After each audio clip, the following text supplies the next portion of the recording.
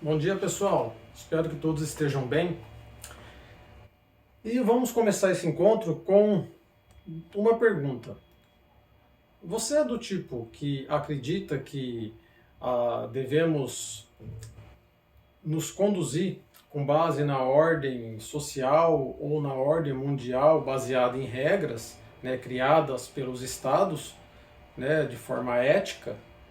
Ou você acredita que o fim justifica os meios? Bom, não precisa responder.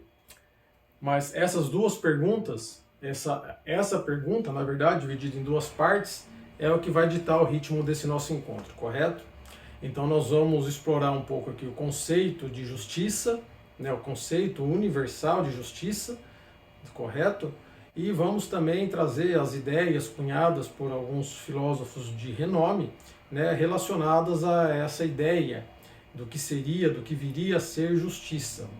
Tudo isso para demonstrar que a nossa ideia de que governos, de que países tomam suas decisões e conduzem suas políticas, né, baseado na ordem social, baseada em regras que eles mesmos criaram, está completamente equivocada, correto? Na verdade, países de maneira geral, governos de maneira geral, tomam suas atitudes pelo viés que nós primeiro apresentamos, né?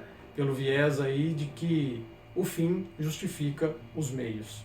Né? Se você não acredita que é assim, então acompanhe o vídeo até o final que nós vamos demonstrar para você que você está equivocado.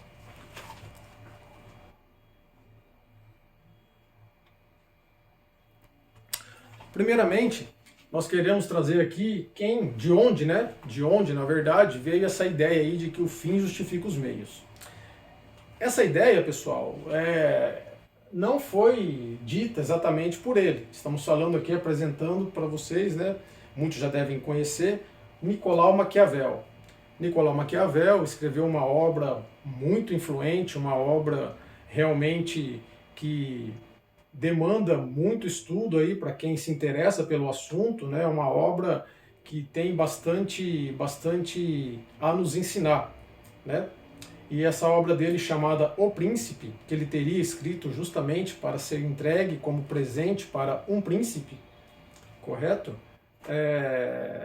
E dizem, inclusive, que ele não chegou a entregar, parece que ele faleceu antes e foi entregue ao destinatário apenas póstumamente. Mas seja lá como for, né, essa ideia de que o fim justifica os meios é comumente atribuída a ele. Por isso que quando alguém faz algo muito ruim, ou algo que não deveria, ou algo que contraria a ética para obter uma vantagem pessoal, a gente diz que aquela pessoa é maquiavélica. Pois bem, o termo maquiavélico vem do nome desse cara, Nicolau Maquiavel, correto? Mas nós vamos ver aqui que ele nunca disse exatamente isso. Né? Essa é a ideia que foi construída, né? O fim justifica os meios, foi construída com base nessa obra dele, mas ele jamais disse isso. Você não vai encontrar essa frase estruturada na obra dele, correto? Dessa maneira. O que ele disse, na verdade, foi isso aqui. Busque, pois, um príncipe triunfar das dificuldades e manter o Estado, que os meios para isso nunca deixarão de ser julgados honrosos, e todos os aplaudirão. Correto? Então, o que ele está dizendo aqui é que não importa o que um governante, o que um líder faça para atingir um resultado que seja do agrado do povo. O povo jamais vai se lembrar dos meios que o governante, que o Estado se valeu para aquilo. Ainda que sejam meios cruéis, ainda que sejam meios desonestos, ainda que sejam meios corruptos. O que ele está dizendo aqui é que o povo jamais vai se lembrar dos meios, o povo vai se lembrar dos resultados. Correto? E sempre aplaudirão o governante pelos resultados, não importando os meios que ele adotou. Certo? Então, daqui que a gente tira essa ideia de que o fim justifica os meios. Sobre a obra, é claro que a obra é muito mais abrangente do que isso. Nós só vamos utilizar esse fragmento aqui para explicar de onde veio esse conceito, essa ideia, ok? Mas a obra, ela é abrangente, é muito controversa ainda, vale dizer, porque muitos estudiosos, muitos filósofos interpretam essa obra, entendem essa obra como sendo um guia prático para governantes, como sendo uma cartilha, um passo a passo, um guia de como governar, correto? Mesmo porque ela foi escrita como um presente para um governante.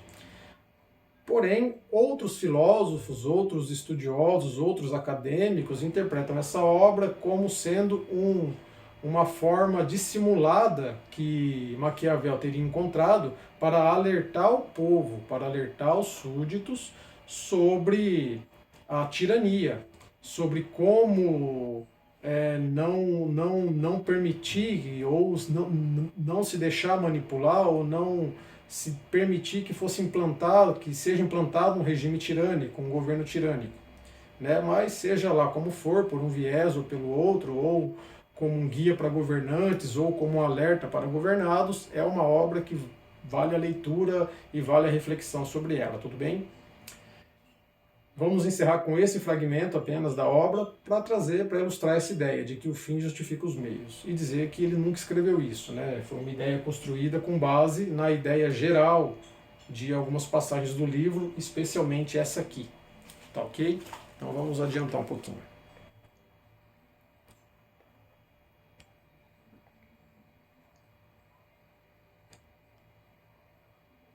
Agora sim.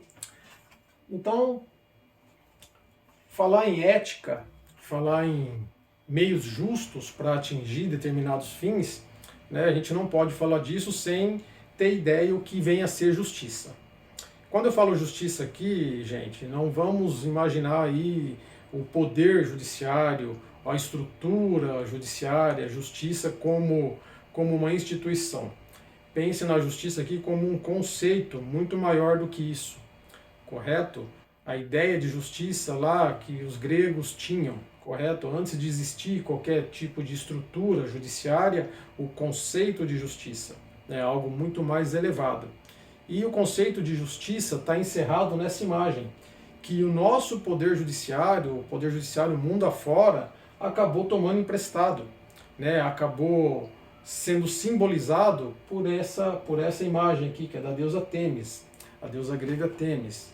Ela é, na mitologia grega, ela é uma titã, filha de Urano e de Gaia, e uma das esposas de Zeus, correto? Ela é a deusa da justiça e da lei eterna. E nela nós temos alguns símbolos encerrados que expressam exatamente isso. Então, começando aqui pela venda que cobre os olhos, né? Isso é para nos transmitir a ideia de imparcialidade, né? Então, Têmis, a justiça, ela tem que ser imparcial, ela não pode ver quem ela está julgando, a pessoa que ela está julgando, ela julga as ações e não o indivíduo, correto? E as ações, por seu turno, são pesadas na balança, que ela segura em uma das mãos, correto? Então, em um dos pratos da balança seriam colocadas as boas ações, o que essa pessoa fez de bom, e no outro as más ações, as más condutas, né, para se chegar à justa medida da pena que deve ser imposta a alguém que tenha descumprido a lei, correto? E na outra das mãos ela tem a espada simboliza a lei, porque é por meio da lei que ela consegue atribuir uma pena justa, que ela consegue chegar a uma decisão que seja imparcial, correto? E precisa ter uma lei pré-estabelecida. Isso aqui é todo um conceito grego, né, que o nosso sistema judiciário hoje é uma mera iminência parda do conceito elevado de justiça. Essa é que é a verdade. Ela tomou emprestado isso aqui, mas isso aqui é algo muito mais elevado, muito mais antigo, né? E nós vemos na prática, no dia a dia, que por vezes alguns conceitos que estão encerrados aqui, né, principalmente no da venda, não são assim tão ferrenhamente levados em conta, né? Mas vamos lá. Então é daí que vem o conceito de justiça. Esse conceito, deixa eu acertar o vídeo aqui. Esse conceito de justiça encerrado na imagem de Têmis, ele é bem expresso nessa obra, nessa magnífica obra, transcendental obra, de ninguém menos que o filósofo grego Aristóteles. Então, nessa obra dele, chamada Ética Nicômaco, né, que ele teria escrito para o seu filho, que se chamava Nicômaco, essa obra seria, na verdade, um guia que ele teria deixado ali como um legado para o seu filho sobre como ter uma vida boa, sobre como viver bem, correto? Então, por isso o nome da obra é Ética Nicômaco. E nessa obra, ele nos traz um conceito aqui relacionado à justiça que se alinha justamente à imagem da deusa, né? Então, vamos ler aqui o que ele escreveu. É por isso que não permitimos que um homem governe, e sim a lei. Lembra da espada? Né? Que a deusa segura uma das mãos, simbolizando a lei. Então não é o homem, não é a pessoa. O julgador, o juiz, o Estado, tem que se despojar de suas vontades, de seus desejos pessoais, de qualquer tipo de intransigência. Né? Então não é ele a julgar, mas sim a lei. Correto? Vamos lá. Porque um homem pode governar em seu próprio interesse e tornar-se um tirano, correto? Então, imagine que você vai julgar um desafeto, que você tem o poder de julgar um desafeto ou de julgar alguém que milite por ideias que são contrárias aos seus posicionamentos, que diverjam dos seus, correto?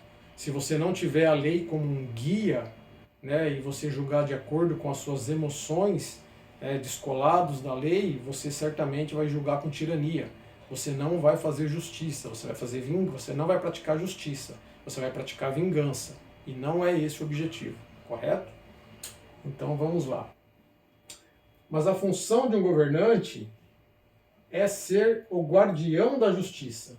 E se ele é guardião da justiça, também é guardião da igualdade. Então a igualdade aqui simbolizada na venda, a imparcialidade, não importa quem seja. A lei é cega.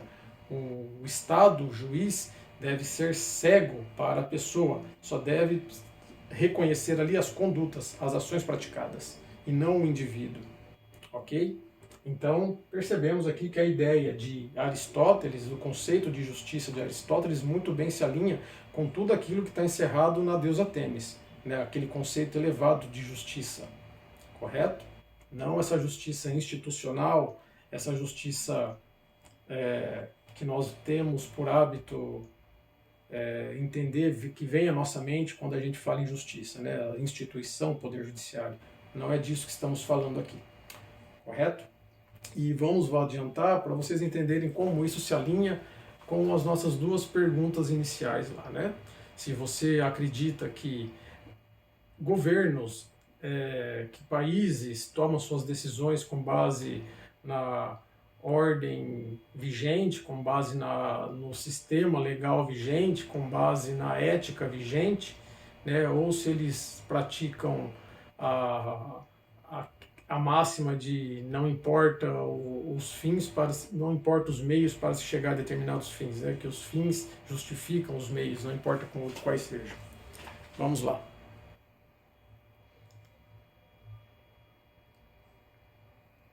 Talvez vocês não conheçam, talvez alguns conheçam, mas vamos falar um pouco desse cara para exemplificar essa ideia que nós estamos tentando transmitir aqui, né?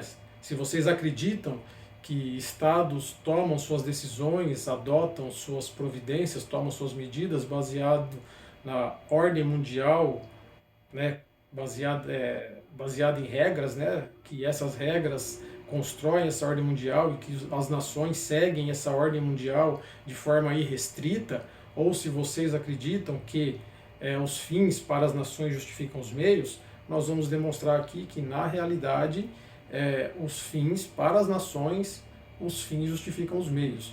Toda essa ordem social, essa ordem mundial baseada em regras, é apenas a forma como eles se apresentam para nós.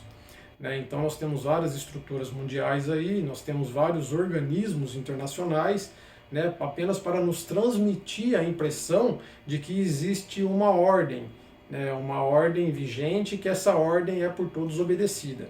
Isso tem um plano, tem de segundo plano, tem a intenção de fazer com que com que a gente conduza a nossa vida dessa maneira, com que nós sejamos respeitadores das regras, ainda que eles não sejam, né? Mas eles demonstram isso para a gente, para que a gente siga as regras, correto? Para que essa ordem social baseada em regras seja o nosso modo de vida, porque assim é mais fácil de nos controlar, correto? Ainda que eles não procedam dessa maneira. E esse exemplo que a gente vai trazer aqui agora vai bem revelar isso, vai ilustrar isso para vocês. E no final nós vamos mostrar também algo bastante surpreendente, né? Vamos deixar para daqui a pouco. Por hora vamos só falar desse cara aqui para vocês entenderem que a ordem social baseada em regras e que a justiça nem sempre é aplicada a todos de forma igualitária, como a gente costuma imaginar que é. Tudo bem? Wernher von Braun, e isso aqui, pessoal, esse histórico dele foi tirado do site oficial da Agência Espacial Americana, da NASA. Mas quem é ele? Wernher von Braun foi um oficial nazista. Ele pertenceu, ele da SS, né, foi filiado ao Partido Nazista. Né, ele foi engenheiro de armas, de armamento de Hitler. Ele foi quem construiu, quem desenvolveu toda a tecnologia de foguetes balísticos. Então, tudo aquilo que a gente vê hoje aí na televisão acha algo magnífico, né? Um cara consegue lançar um míssil.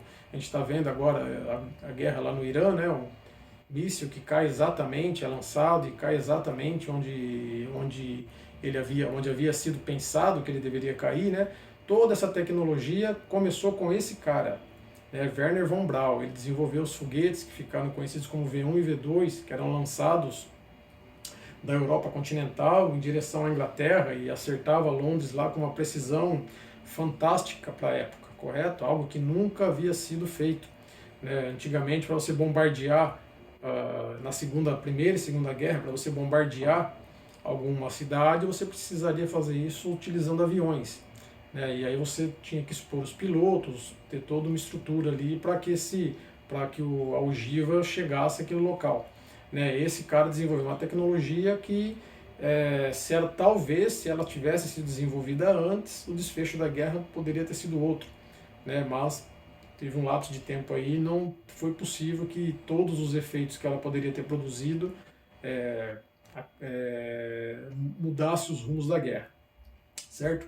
Mas ele produziu esses dois foguetes, idealizou o V1 e o V2, que foram os primeiros mísseis balísticos da história, correto? E por que esse cara está aqui no site da NASA? Por que a biografia dele está no site da NASA, se ele era um nazista e os americanos combateram os nazistas, junto com os aliados, claro, não sozinhos, junto com os aliados, na Segunda Guerra Mundial? Como é que esse cara acabou se tornando o cara mais importante, o engenheiro-chefe de projetos de foguetes da NASA? Tão importante que o projeto Apollo, que levou o homem à Lua na década de 60, foi todo conduzido, foi todo estruturado por ele. E ele é considerado um herói nos Estados Unidos hoje. Tem uma cidade lá onde ele acabou se instalando, recebeu a cidadania americana, acabou se instalando, ele é um herói, e é considerado um herói para os americanos, apesar de ter sido nazista. Não faz muito sentido, mas foi isso que aconteceu. E isso lança por terra aquele conceito de justiça, porque nós sabemos que ao final da Segunda Guerra foi instituído o Tribunal de Nuremberg justamente para julgar e punir criminosos de guerra, nazistas, como ele, que estiveram à frente de projetos que levou à morte de pessoas. Esse cara deveria, então, pelo conceito de justiça que nós estamos acostumados a ter, esse cara deveria ter sido julgado, punido e muito provavelmente condenado. Deveria ter sido julgado, muito provavelmente condenado e sofrido a punição a que muitos outros foram levados. No final da Segunda Guerra, muitos nazistas foram condenados à morte, à prisão, enfim. E ele passou ileso. E por que ele passou ileso? Lembra quando a gente disse que para os estados os fins justificam os meios? Pois bem, foi exatamente o que aconteceu aqui. Esse cara, ele já vinha sendo alvo de observação por parte das autoridades americanas. Havia um órgão do governo americano chamado OSS, que era o predecessor do que viria a ser a CIA, a Agência de Inteligência Americana. A OSS já havia catalogado uma série de cientistas nazistas, né, uma série de oficiais nazistas que detinham conhecimentos em diversas áreas da ciência, né, já pensando que ao final da guerra esses caras poderiam ser aproveitados para impulsionar a tecnologia americana. E um desses caras, o nome mais conhecido, o mais renomado deles, foi justamente Wernher von Braun, né? E foi assim que ele acabou indo para lá. Então a OSS criou um projeto chamado Operação Paperclip, Operação Clipe de Papel. E ela recebeu esse nome porque os oficiais da OSS separaram os nomes que eles tinham interesse, né, ao final da Segunda Guerra, e pregavam lá com os arquivos desses oficiais nazistas com clipes de papel. Então os que estavam com clipe de papel, eles sabiam que eram de interesse da OSS para que esses caras, se capturados vivos, fossem levados aos Estados Unidos, onde seus crimes de guerra, seu passado seria todo ignorado, não apagado, mas ignorado, e eles seriam então colocados aí a serviço do governo americano, inclusive com status elevadíssimo. O cara virou diretor de projetos da agência espacial norte-americana, né? Um cargo de alto prestígio, né? Então, aqui é o exemplo clássico de que o fim justifica os meios, correto? Mas não é só isso. Nós vamos verificar mais adiante que outro conceito que nós temos em mente, de que as nações são pragmáticas, são científicas, que governos tomam suas decisões apenas e baseado puramente no mundo palpável, na ciência, né, e que qualquer tipo de crendice, ou qualquer tipo de esoterismo, ou qualquer tipo de elementos aí que não sejam do mundo material, que não estejam relacionados à ciência, são ignorados pelos governos. Nós vamos ver que isso não é verdade. E relacionado a esse cara, isso é menos verdade ainda. Mas ele não é o único, eu só trouxe ele como exemplo. Se a gente buscar aí no curso da história, nós vamos ver que isso acontece muito. Correto? Esse cara, como muitos outros nazistas, pertencia a uma sociedade esotérica, uma sociedade mística que estava muito pujante no início dos anos 1900, até meados do século XX, na Alemanha e em toda a Europa. Ele, em particular, pertencia a uma sociedade chamada Sociedade Vril. Né? E o que era essa Sociedade Vril? Essa Sociedade Vril era, grosso modo, era um grupo de místicos que acreditavam... Só licença aqui, pessoal, apagou. Então eles eram um grupo de místicos que acreditavam que havia uma ciência esotérica, uma ciência oculta, e por meio da qual poderia se operar milagres. E a OSS, os americanos, estavam tão convencidos de que esses caras dominavam essa ciência oculta, essa magia, né? Podemos chamar de magia, mas na verdade eles tratam como ciência oculta, né? Quem falou muito sobre ela, a Sociedade Vril, com esse nome, a gente vê antes, inclusive, da Segunda Guerra. Existe uma obra da mística russa, né, da esotérica russa, Helena Petrova Blavatsky, chamado Isis Sem Véu, no volume 1, ela aborda a Sociedade Vril e ela fala justamente disso, né, que eles haviam descoberto uma chave secreta para desencriptar alguns conhecimentos místicos, né, que poderiam elevar a ciência a um outro patamar. Né? Então, os americanos acreditavam piamente nisso, acreditavam que esses caras estavam de posse desse conhecimento místico, dessa chave desencriptadora, dessa ciência esotérica e que por isso os alemães estavam conseguindo operar verdadeiros milagres tecnológicos no fronte, com o desenvolvimento por exemplo, o primeiro avião a jato, que foi o Messerschmitt, né, também foi alemão e entrou em operação ao final da Segunda Guerra, o primeiro avião a jato, né, que superava em muito aí os aviões com motores a pistão, correto? Então, esse cara acabou sendo levado para os Estados Unidos junto com outros para ser incorporado, e foi incorporado e aqui está. Então esse é um exemplo prático de que o fim justifica os meios. E o fato dele ter sido cooptado aí pelos americanos e teve seu passado todo ignorado, não apagado, mas ignorado, todo o seu histórico como oficial nazista, toda a carnificina que as tecnologias que ele desenvolveu certamente causaram, com os bombardeios lançados principalmente contra a Inglaterra, sobre Londres, tudo isso foi ignorado. Né? E isso é o exemplo clássico de que o fim justifica os meios para as nações. Todo aquele conceito de justiça que nós temos, de que se você pratica o mal, você deve ser punido para que você entenda que você praticou o mal, tudo isso se aplica apenas a nós, não se aplica a eles. Correto? Então é um conceito estranho da gente avaliar, mas é assim que funciona. E eu estou mostrando para vocês aqui que isso aconteceu. Né? E onde isso aqui se relaciona com a revelação do método que nós trouxemos em encontros anteriores. O fato do histórico do cara tá lá, do Wernher von Braun, tá lá no site oficial da NASA, né, exposto para todo mundo ver, tem a ver justamente com a revelação do método. Então você vê ali, você tem a programação preditiva, ou seja, olha, ele fez isso e mesmo assim ele está aqui na NASA, então isso se torna normal. Correto? Ele recebeu a cidadania americana, mesmo que americanos tenham morrido, mesmo que muitos aliados de outros países que lutaram contra os nazistas tenham morrido. Mesmo assim ele está aqui e hoje ele é diretor da NASA. E isso se torna normal, eles dão publicidade a isso para que esse se torne o novo normal, por mais absurdo que seja. Certo?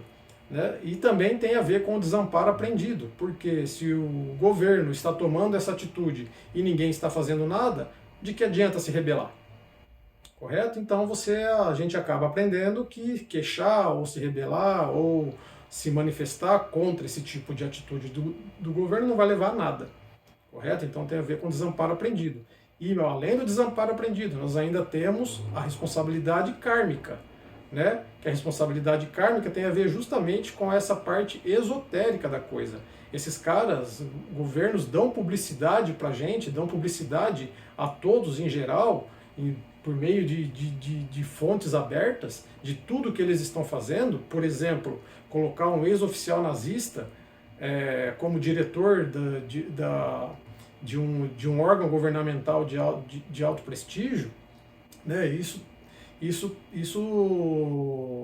tem a ver com a responsabilidade kármica na medida em que eles entendem que um dia eles vão prestar contas de todas as atitudes que eles fizeram, de tudo que eles fizeram de bom e de mal aqui.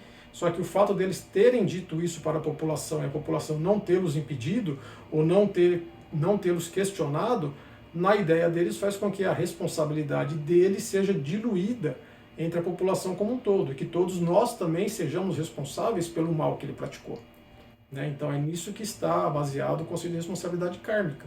Então nós vemos aqui nesse vídeo que isso aqui tem tudo a ver com a revelação do método, não é algo novo, é algo feito desde há muito na história da humanidade, na história das nações, na história dos governos, e pouca gente acaba percebendo isso.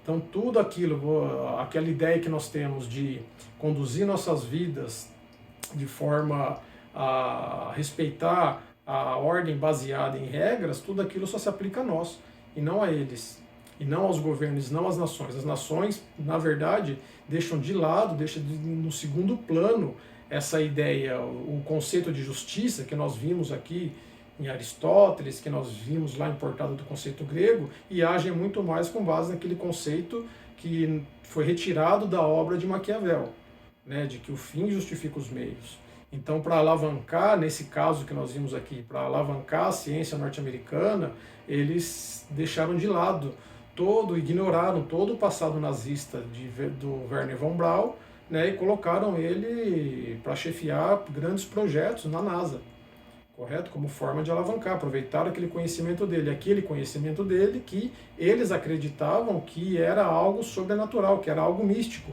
que não era a ciência do modo como a gente conhece, do modo convencional que nós aprendemos sobre ciência, né, ali, tecnologia, na verdade eles acreditavam nisso como algo místico, como algo que eles teriam conseguido obter por meio de conhecimentos secretos ali da tal da Sociedade Vril. E nesta obra aqui, para encerrar, nós temos exatamente isso, correto? Essa obra intitulada Sociedades Secretas, As Sociedades Secretas e Seu Poder no Século XX, o autor nos apresenta justamente essa situação, e ele fala exatamente de Wernher von Braun. Nesse trecho aqui, quando ele diz: os aliados tinham um interesse capital pela tecnologia da Sociedade Vril, né? Suas descobertas tinham sido mantidas secretas pelo Terceiro Reich. São os russos que tiveram, a princípio, em mãos os planos de construção. Os cientistas alemães, tais como Stauffenberg e Wernher von Braun, caíram nas mãos dos americanos por ocasião da Operação Paperclip. Então, a operação de que nós já falamos aqui, e também sobre a Sociedade Vril, que nós já dissemos aqui, que Helena Petrova Blavatsky trata sobre ela na sua obra Isis Sem Véu, relacionando ali aos antigos Atlantes, que era a população da mítica cidade de Atlântida, da mítica Atlântida, né?